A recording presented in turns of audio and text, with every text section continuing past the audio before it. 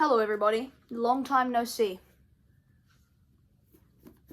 Yeah, it's been a while, and the reason I haven't uploaded for so long is because at the start of this year I just went in through such a reading slump. I basically thought I was overreading for such a long time, but recently I decided I would want to read some Stephen King books, and I have made a Stephen King podcast, so link down below there if you want to check that out, if you want to hear me go in depth on some Stephen King books. In the podcast, we are going through all of Stephen King's books in chronological order, or at least all of his novels. So I've been reading a lot of those, and it just got me right back into reading, and I've been reading a lot of other authors now, and now that I've finally, got back into the groove, I will be reading lots more and uploading lots more. I decided if I'm coming back to YouTube, I need to start with a bang, so I got a list of my all-time favorite books ever. And here they are. This list is subject to change because, I could literally stop recording and then, I'd just think, man, I forgot one of my favorite books. Alright, so this literally happened. I was just finishing the video, I stopped, I went to put the book back on the shelves, and I saw two favorite books of all time. And that sucks, so I have to shout them out now. The first one is Simon vs. the Homo Sapiens Agenda. This is a really cool, fun, wholesome coming-of-age story. And then the second one is the Heartstopper series, which I don't really even consider a novel because it's a graphic novel series, but if we're just going off of the story, that could be my favorite series of all time. So I'm not going to go in depth of them because I forgot them, but yeah, just know I both love those books. They're both 5 stars, some of my favorite books of all time. So yeah. Because I kind of just made this list a bit last minute, and some of these I read a long time ago, like 2 years ago, 1 year ago, and I can't fully remember them, and maybe if I would reread them, I wouldn't like them as much, even though I am going to reread a lot of these soon.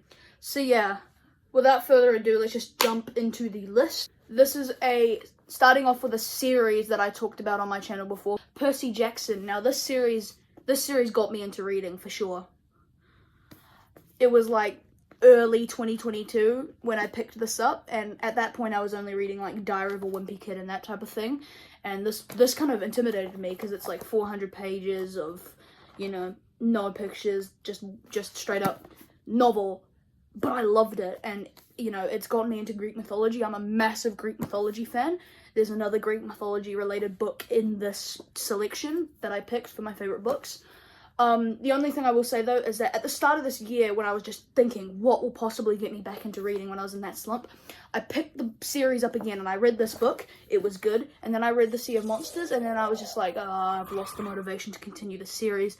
I feel like this is very, younger kids, this is very first step into reading. It's quite, at least for me, now that I've been reading Stephen King, this just feels a little bit, and also a lot of other Greek mythology stuff, this just feels a little bit like shallow end of the pool, I guess.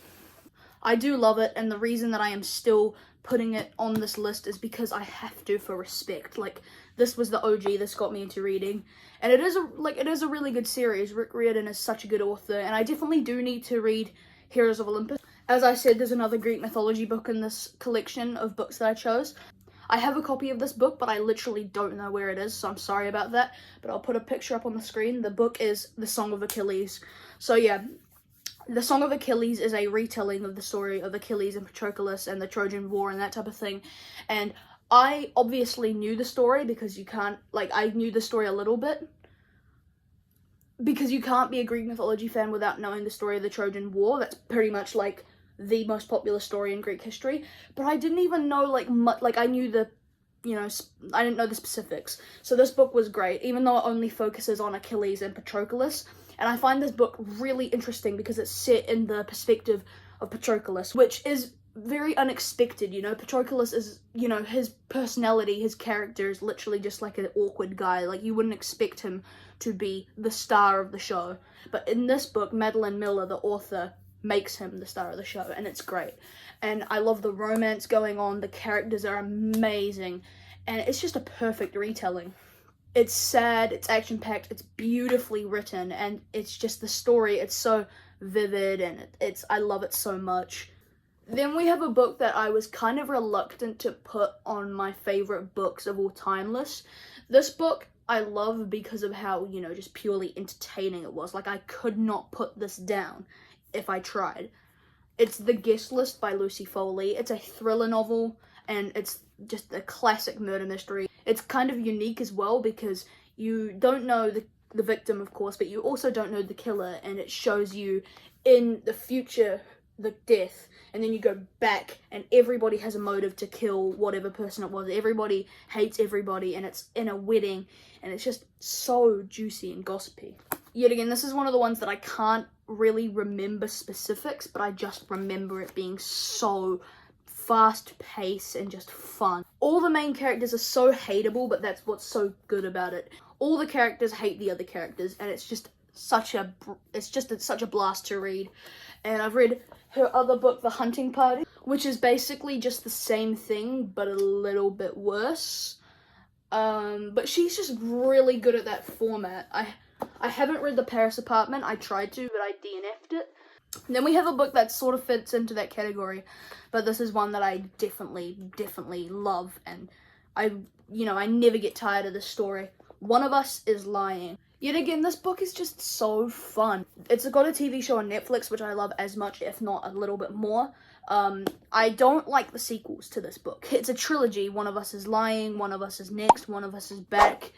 And this is the only one I like. This one I give 5 stars. I absolutely love this story. Then I give One of Us is Next 2 stars. And then One of Us is Back 3 stars. So I'm not the biggest fan of the trilogy overall. But I love to just reread this book. I've reread it 3 times. And I definitely want to reread it again, making it a 4th time, which is wild. Yet again, it's one of those ones you can't really put down. It's just really well paced.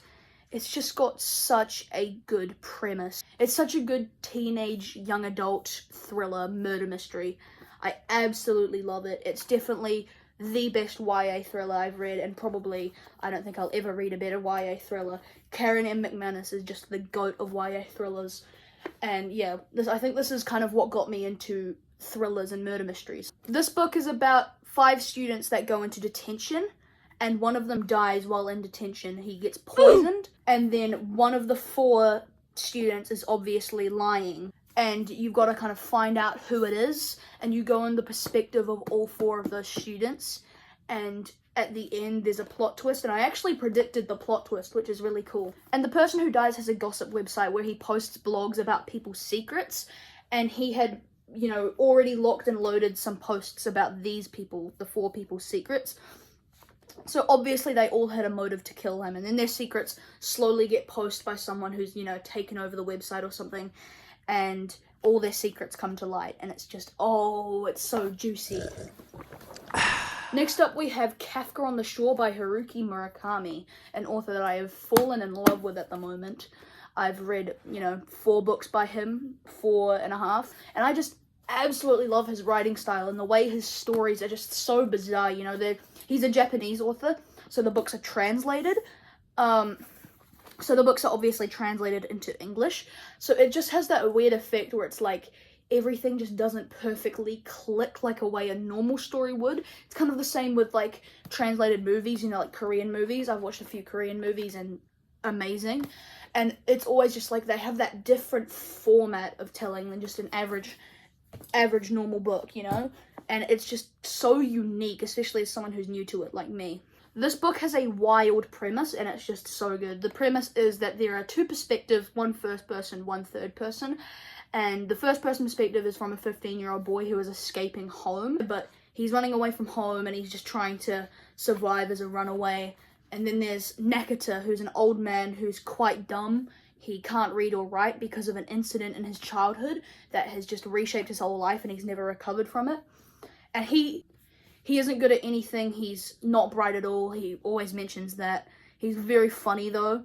And he's living off of the government who pays him money, but he has this secret talent where he can talk to cats, and it's just so funny. And then he goes on this journey to find a missing cat, and he tracks cats. And then the story obviously goes on from there. One thing I love is just, in books, right, when there's multiple perspectives or multiple timelines, there's usually like one that you don't love nearly as much as the other, and when you read it, you're like, oh, I just kind of want this to be over and I can get to the next chapter. But in this book, that doesn't happen. Both Nakata and Kafka Tamura are just as equally brilliant narrators. They're both so, they just add so much interesting, perspective to the story. And I love how it kind of feels like you're reading two different novels at once, at least for the most part. When it gets to, the last quarter, they start intertwining to make, just a very amazing masterpiece. But for the most part, it kind of feels like you're reading, two different stories at once. That sounds a little bit weird, right? But it's executed so well. I read this book literally a few days ago. I finished it, and I can definitely see myself rereading this in the future. It gets really dark and twisted, and that just kind of adds to the weirdness, because the way that Haruki Murakami writes the darkness and weirdness is dark and weird, so it just perfectly goes together. I wouldn't recommend this book to anybody because it's confusing and weird, but you kind of just gotta let go of that and just realize there's no real way to explain what's going on. It's not meant to make sense. You're kind of left to interpret it your own way, but absolutely amazing. Then we have a book that I absolutely love, but I'm worried. I don't know why I have this vibe that if I were to read it again, I wouldn't love it as much, but I'm definitely going to reread it because there's 2 books in this series, and I've only read the first one. That is 6 of Crows by Leigh Bardugo. I don't know why that name is so fun to say. This book is about 6 criminals that go on a mission together to basically commit a heist to find out the recipe to the secret drug that gives people magic. And if they find it, they will get a massive reward, and it kind of just goes on from there. It's basically a 600-page fantasy epic, and it's amazing. It's a YA novel, so I reckon anyone over the age of 10 could possibly read this. It's absolutely brilliant. The only thing is that it is a little bit frustrating at first. I kind of got a little bit annoyed with this at first, but I, managed to push through it, and it was amazing, because the thing is, the author's a bit weird and makes up her own language in this one, and that's why it's so frustrating. There are so many words that are just absolutely wild, and they don't make sense, and they don't really explain it. It's kind of like something like a fantasy version of Clockwork Orange, where it's like, it just says the words without any explanation. You've just got to fill in the blanks, sort of. But it sort of makes sense once you continue to read. It's not as intense as, like, A Clockwork Orange. This book is so loved by people that don't even like fantasy, because it's just really well written, and it definitely deserves the hype. It's really good. Yeah. I really love the Lord of the Rings styled atmosphere, and just the writing that's just drenched in beautiful, wonderful descriptions. And this world that just feels so, that just feels so beautiful and just fantastical, really. Next up, we have Miss Peregrine's Home for Peculiar Children. Now, this one is, I absolutely love this. This is my favorite series of all time. And I haven't even finished it. Like, what am I doing? I'm stupid. The 5th book, I got halfway through and I wasn't liking it. Everybody says the 5th book is the worst book in the series, but the thing is, it is short, so that's fine. So I will definitely push through the 5th book. I'll start from somewhere else in the series and get back to the 5th book and then finish it, and then get to the 6th book, the last book, and then I can finish my favorite series of all time, probably. I'm holding up the 1st book, but the 1st book isn't my favorite. I'm just holding it up just, because it makes sense, because it's the original, it's the OG, it's where you start with. The 1st book is still great, like, it's still 5 stars, 4.5 stars, amazing. I'd say either the 2nd book, Hollow City, or the 4th book, A Map of Days, are my favorite. And if I had to choose one, I'd say A Map of Days, which is a bit of a hot take. The thing that's so good about this series is the characters. It has some of the best characters I've ever read about. It is super weird, it's very Tim Burton-esque, if anyone's a fan of that, So this premise, it's kind of hard to explain without spoiling the literal entire concept, but it's about this boy named Jacob, and when he was younger, his grandfather used to tell him these stories about him being a refugee, hiding in a home called Miss Peregrine's Home for Peculiar Children, where there were all these weird kids, a girl who could float, a boy who had bees living in his mouth, a girl named Bronwyn who was, like, extremely strong, and they went on all these adventures together. And Jacob, you know, when he was 6 years old, he believed them, but when he got older, he was like, nah, granddad, those stories are fake. And then the granddad dies, and he tells him, you need to go to the island, you need to go to Miss Peregrine's home for peculiar children.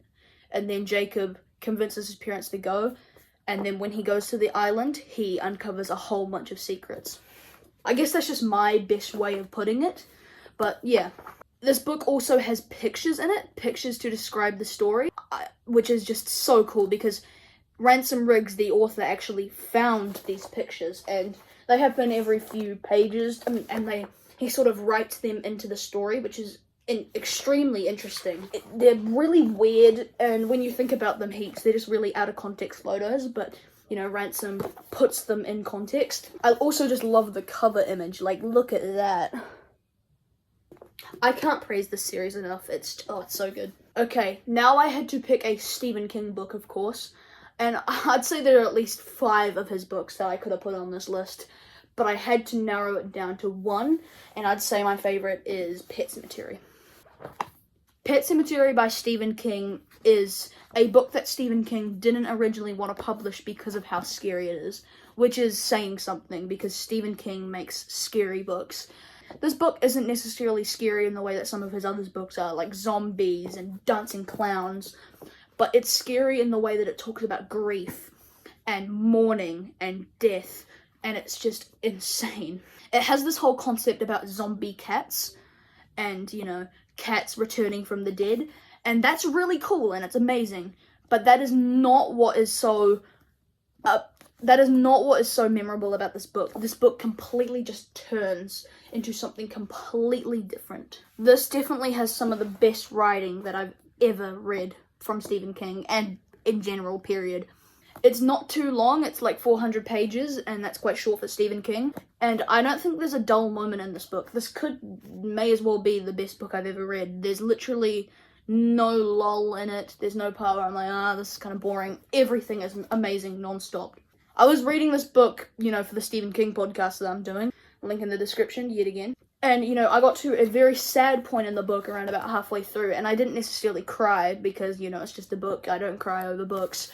But I could almost feel it, you know, when tears are kind of in the back of your eye. And that's kind of what it felt like reading this book, because it is so sad. I feel like lots of people could definitely cry over this book. Also, for a book that's just so depressing, it's actually really fun to read in a weird way that just makes sense. I'll have to just say some other Stephen King books that could have been on this list. Misery, It, Christine, and The Long Walk. Those are the ones that I'd also include on this list. They're amazing.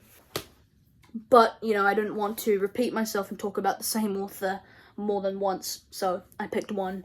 My favorite Stephen King book, most likely from what I've read, is Pet Sematary. Next up, we have a book by Taylor Jenkins Reid. Yet again, there are a few books that I could pick from this one. I loved Daisy Jones and the Six, and I loved Malibu Rising. But there is one that takes the lead as one of my favorite books of all time. It was my favorite book of all time for a long time. The Seven Husbands of Evelyn Hugo.